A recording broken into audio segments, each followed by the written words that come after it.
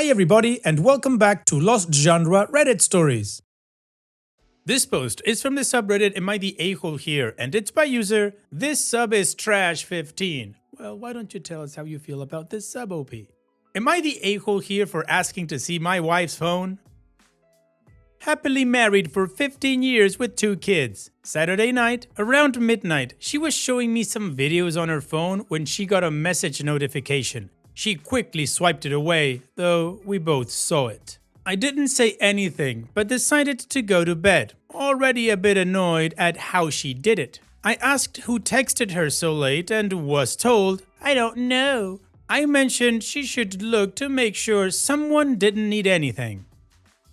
She then told me, it's a co-worker from an old job asking why I'm up so late. She left that job 4 years ago. I said nothing. I just rolled over and ended up mulling things over for hours. We finally had a discussion about it yesterday, after not even being able to look at her. Of course, my mind is going all over the place. I asked when was the last time they chatted, and she said a few months ago and that they occasionally congratulate each other on promotions and such. Fine.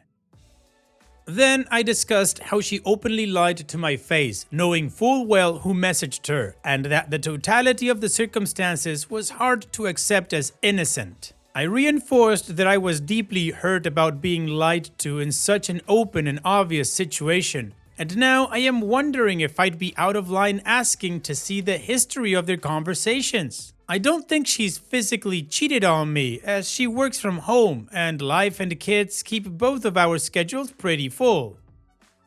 However, I'd be devastated if she had some sort of emotional affair outside of our marriage. So, would I be in the wrong to request to see her conversation? I don't need to see her entire phone, just that one. And one step further, would I be the a-hole if I asked her to stop messaging this guy? I just think anyone reaching out at 12:15 a.m. to a married person like that is just looking for trouble. Help me out, Reddit. My mind is going a million directions and I'd like to either A, learn the truth, or B, figure out how to repair this.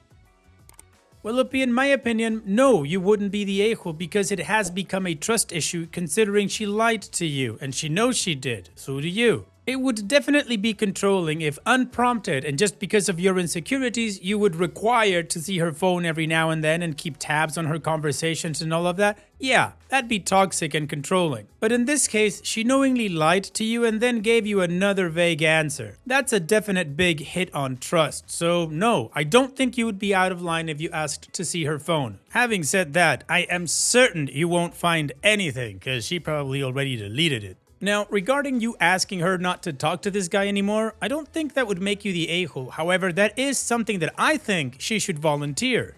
And again, it's not about controlling her friendships. It's just like you say, somebody messaging a married person at 12:15 in the morning is not just because they want to know, hey, how's life going? So in my opinion, no, you wouldn't be the a-hole in either of those accounts. And what do you guys think about OP's situation? What is your judgment? Let me know in the comment section, and now let's move on to the community comments to see what they said. Lady Lynn Kogan says, I don't know the right answer to your exact question. I do know if anything of that nature occurred and I knew my husband was concerned, I'd already would have offered any information that would ease his mind. And OP responds, that's kind of where I am too. If I knew she was suspicious about something or stressed, I'm an open book because I have nothing to hide. The most she'll find is obnoxious memes shared with coworkers and friends. LLJK Silk says, not the a-hole. That being said, once the trust is gone, there are plenty of ways this can end badly. If she's completely innocent, she will say, sure, and hand over her phone, or she may be indignant that you're accusing her of anything, assuming there is no previous questionable behavior on her end. That being said, she lied. I guess that makes it questionable. Good chance she at least towed the line or flirted with the idea of an emotional connection with the guy. Also being said, people who cheat are generally hyper-vigilant about their phones, so the fact she was showing you videos on it and sharing something on it with you is a good indicator she hasn't cheated. So, coin flip here. I'd say unless you're insecure, then your gut may be telling you something. That being said also, Trying to accuse someone of something with zero evidence usually just teaches them to hide it better and never results in any confirmation. In your shoes, I would just pretend you forgot it and just observe her behavior and decide how you feel about trusting her. Avatar Julius says, "Alright boss, this is a tough one. Realistically, if there was something on her phone, she has probably deleted it by now in anticipation of you seeing her phone. At least a smart person would have deleted questionable correspondence. If this is truly keeping you up, you should ask, but keep in mind the consequences. This is a foundation-shaking moment." Additional information from OP's comments. I truly appreciate the different opinions from the comments. I want different opinions of you to consider before proceeding. To that end, I've never cheated. She hasn't either, as far as I know. Though over a decade ago, she got drunk and almost made a mistake. I've moved past that, and we've grown up a lot since then. The way in which she tried to erase the message notification was one of panic, not a casual "stop interrupting my videos" type swipe. It was Facebook Messenger, so I'm assuming the little green dot was on indicating that she was active, and that's why he messaged her. Even then, I'd have overlooked it, but when I asked who it was, she said, "I don't know," despite us both seeing a name before she erased the message. It was a bald-faced lie, which is why I'm doubting her.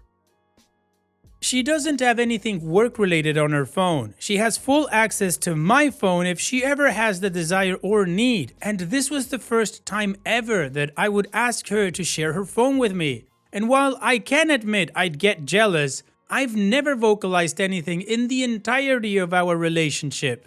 Also, after I reiterated how hurt I was, all she said was, "I'm sorry, I'm not sure what else to say or do." Then she sniffled and cried the remainder of the night before falling asleep, cause she knows she's lying and she effed up. I never got mad, and despite being an emotional wreck the past few days, I've tried to put on a brave smile, if for no one else than the kids. The moment it happened, I pretended to ignore it and see how it played out, but she said nothing until I mentioned it. She didn't say anything to me the following day, later telling me she was trying to give me space. I don't think or want to split. I'd love nothing more than to grow old together and continue raising our awesome kids in a house full of love and trust. It might be lacking at the moment, but I'm willing to work on that however necessary. Alright, well, the community agrees that OP wouldn't be the a-hole for asking, although they are warning him about possible consequences and how this could play out in their relationship. And the additional context to OP just solidifies my commentary, for me at least, that he wouldn't be the a-hole. She did lie, and like I said under my breath there, that sniffling and crying is because she knows she effed up. Anyways, OP has given us 3 updates to this whole story, and one is a double at the end. So let's move on with the first one. But before that, if you're enjoying this video so far, don't forget to click like, leave me a comment, or subscribe if you haven't done so yet. And now, let's move on with that update. I began the discussion with, "I have a crappy question and a crappy request to ask you, but given the current situation, it's something that is festering in my mind." I then asked if the conversation was still in her phone. As many have suspected, it was not. She deleted it. Why? Because I delete all old conversations. I call BS on that. Yeah, me too. I then asked if I could see it, and she let me. It was all done via Facebook Messenger, so I attempted to find it in the archives, but it wasn't there either. The fact that it's not even in the deleted archives means she worked hard to clear it. I asked if she could click the messenger icon from his Facebook profile page, and she broke down about it being such a crap situation. She vehemently denies any sort of inappropriate conversations, though she admits there may have been innocent flirting in the past. I know that innocent flirting happens, whether it is accidental or not. While I wouldn't be jazzed about it, I wouldn't ruin the life we've built together over it. More than that and I'd be out. I still foresee some couples counseling in my future, which likely would have been beneficial before all of this. She also says she hasn't exchanged any messages since at least October, but it took a lot for her to let me see the phone where there was a chance I'd find something more, to the point where I told her if I didn't see it, I'd assume the worst and would likely be looking for someplace else to stay the night. Not sure how to proceed from here. Trust is currently at an all-time low, and while I feel bad she's an emotional mess, it's a situation she put herself in, so I'm not overly compassionate about it. I wish there were another way to retrieve Facebook Messenger conversations, but as many said, it's likely long gone. I predict a long road ahead. I've already suggested some sort of counseling. Sucks that we've been almost entirely drama-free for the majority of our relationship, hardly ever fighting. And this is a huge bump, more like a crater in our road. I still don't think she's ever physically cheated on me, and her guilt and emotions make me think she's telling the truth about any type of emotional cheating as well. We shall see, only time will tell. Thank you all for the advice and insight, hoping updates are positive and few and far between, if any. Oof, OP, this is just getting darker and darker. She's trickle-truthing. First, she didn't know who the message came from. Then, it was just a co-worker from an old job asking why she was up so late. And now, we're getting to the point that there may have been some light flirting in the past. Honestly, this looks bad, man. In any case, it's time to move on to the next update. That is 2 updates all in one. Follow up to a situation that occurred last weekend. We've had some discussions throughout the week. Tough to do with kids at home who listen to everything. After a quick trip to pick up some food tonight, I decided it was a private place to have a rational, calm discussion. She started off by admitting that texts may have crossed the line 5 years ago, right after her father passed away. I told her that flirting was something acceptable and we'd work on it in counseling, but that this was her opportunity to come clean and that if I found out more later, I'd be out.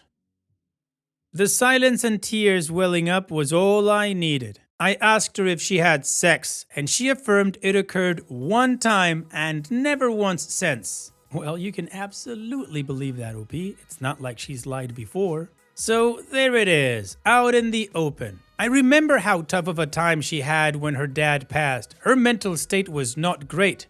I will not allow that to be used as an excuse, but I do have some compassion for her in that regard. It ruined her, and she still has a hard time with it. I asked if there's ever been anything else ever besides that, and she is absolutely solid that it's the last time. We got home before I could ask a whole lot more questions. We'll have to wait till the kids are asleep. The biggest one is if they used protection for my own sake. Going forward, I don't know, man. She's already said she feels like a complete piece of crap, because she is, and wouldn't blame me for leaving. I've said I'm willing to attempt counseling if nothing else, more than to see if this is salvageable for the kids. We've been pretty solid for a long time, but damn, this is a gut punch of staggering levels for me. My other issues. During the ride there, she basically lied via omission, originally saying the texts may have crossed the line, and not until I grilled her did she own up. I'm also furious that she's continued to have some sort of contact with this guy since then, even if it was very sporadic. I'm very likely going to message the guy and tell him how I feel about this. I don't care if that part makes me the a-hole.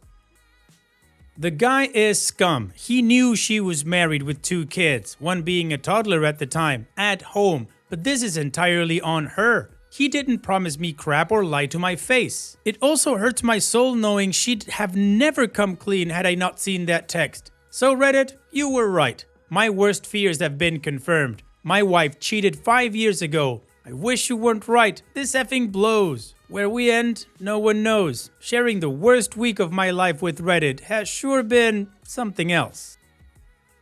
Another update. So, as I said, she admitted to cheating 5 years ago and has continued to talk to him since then sporadically. Besides the text last weekend that got her caught, October was the most recent time. She claims that prior to that, it was almost a year more. Supposedly, they talked all the time when their hookup happened, then they ghosted each other. But in time, started chatting on occasion, also known as looking for penis, I'd assume. She admitted she's reached out to him in the past, but he's been the one that has shown interest lately. What really sucks? She tells me, everything with us and our family has been great. October was when they last chatted. We just got back from a summer camping trip and we're planning a couple's vacation at an all-inclusive. Wild. She's responsible for getting us scheduled for a couples counseling session. I'm going to start calling divorce attorneys. It's going to break my heart when it comes to the kids, but I can't stomach the idea of my wife cheating on me at all, let alone for a third of our marriage. 2 great kids and what I thought was an amazing and loving wife, a comfortable life in a nice neighborhood, gone. All I can picture right now is living in a crap hole apartment and seeing my kids every other weekend. It effing sucks, and not even sure where my head is at right now. She's already said that she'd never try to mess with me about the kids. Let's see how long she holds up her end on that promise. But still, I am very cautious because the kids are my reason for living at the moment. I guess I'd have been happier never knowing. Last weekend, cloud 9. This weekend, well, I haven't slept in over 24 hours, so I've got that going for me.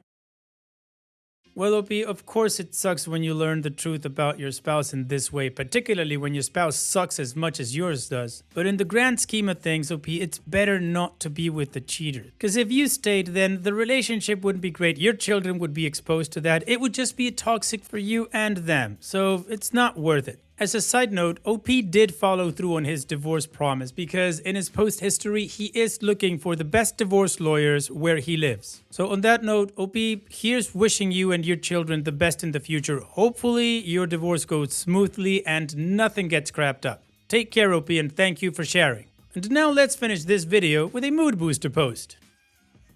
This post is from the subreddit Pro Revenge and it's by user Traveling ABC. Former manager made my life hell and I finally got her fired.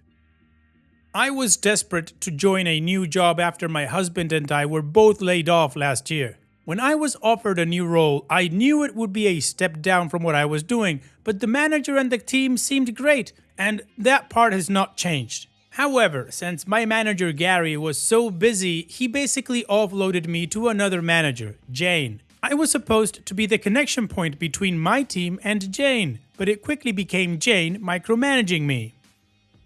She would ask me to work through lunch, move and cancel vacation days, call at 11 p.m. on weekends, and order me around on phone calls. She also made nasty comments about my weight and said I was too big for my race. The list of personal slights was so long that it filled 3 pages. I would talk back to her and she did not like that, and that provoked her more. I only stayed because we needed to pay the bills. Finally, I had a mental breakdown on a Friday afternoon after she yelled at me for something trivial about scheduling a meeting without including someone from her team who I didn't know about. I was dealing with a family tragedy and couldn't take it anymore. I told Gary about the situation with Jane and he was sympathetic and not at all surprised considering have her team quit. He immediately offered to move me to a different team under him. I was thrilled. Well, turns out going to the new team didn't help. Jane continued to order me around from afar. When I ignored her emails, she came to my desk one day and started loudly talking about how I was not qualified for this role. Gary overheard and finally told her off, but the verbal abuse did not stop. After 2 months there, I abruptly wrote my resignation letter, stapled it to the list of Jane's offensive comments, and CC'd everyone. Gary offered a bunch of accommodations to try to keep me, but seeing how she was still provoking from afar, I said the only way for me to stay would be for her to go, and he did not have the authority to let her go. Her manager was in a different country, and despite several HR complaints from at least 5 people, nothing was done. So I left, loudly and without shame, telling everyone exactly why I was leaving. The times were very bad for 3 months. There were nights we would eat slices of bread so that we could pay the mortgage and emergency expenses from a health crisis and a funeral. Even after he found a job, we were still catching up on bills and still are. I spent months applying to 5 to 10 roles per day, sometimes over 20. Then, last month, I saw a public memo about a big shot from a former company joining the company I just left. I used to work with this guy closely and texted him, "Congratulations, let me know if you need any insights on the new place." We had a quick call where I told him some ins and outs of where I thought they could innovate. After this call, he asked me to join the team as his chief of staff, and I accepted. Imagine Jane's shock when we had our first all-hands call. All the VPs and above were asked to welcome the new Big Shot in a giant conference room. In Big Shot's speech, he breezed over that I'd be his chief of staff, along with a few key names. Now, I sat 2 levels above Jane, and apparently, within the 3 months I was not there, the other half of her team had turned over. Every single person left. Gary was excited for me and said all nice things. However, Jane took the classless route and sent Big Shot an email about how I am an unqualified idiot that I used to work for her, how I tried to get her fired, and that she suspects I lied to get ahead. She didn't even try to be fake nice. Big Shot forwarded me her email and asked what this was about. I was so nervous and excited. Little did Jane know, I was a director at Big Shot's competitor company and was already a level above her. So 2 levels isn't a big leap, and I worked with him for over 5 years.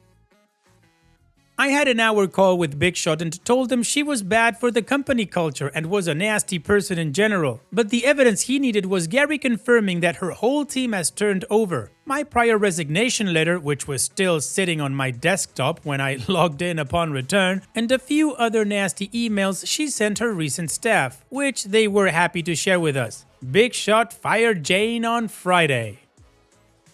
Well, OP, that's just beautiful karma. It was a Friday that she harassed you so much that you had a meltdown, and it's a Friday now that she's let gone. Thanks so much for sharing, OP. Take care. And that's it for today's video. Thank you so much for taking the time to watch it. Now, if you've gotten to this point in the video, I assume that you like these stories that I'm reading out, so here are a couple more that you might enjoy. And if you don't have any time to watch another story right now, save it for later, and also, don't forget to hit that subscribe button.